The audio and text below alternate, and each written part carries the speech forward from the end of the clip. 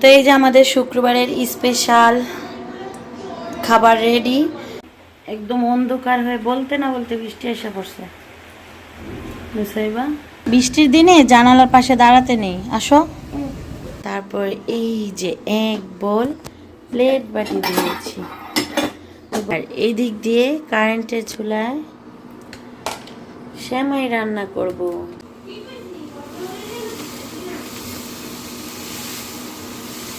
দেশি আতপ চালের বোনা খিচুড়ি।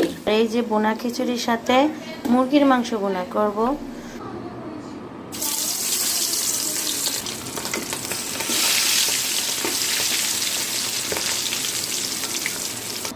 আর এখন একটু উপর দিয়ে ধনিয়া পাতা দিয়ে দেব।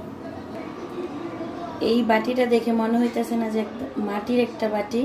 আবার বলবেন না। দেখো নুসাইবা, দেখো দেখো অনেক জোর বৃষ্টি আসতেছে।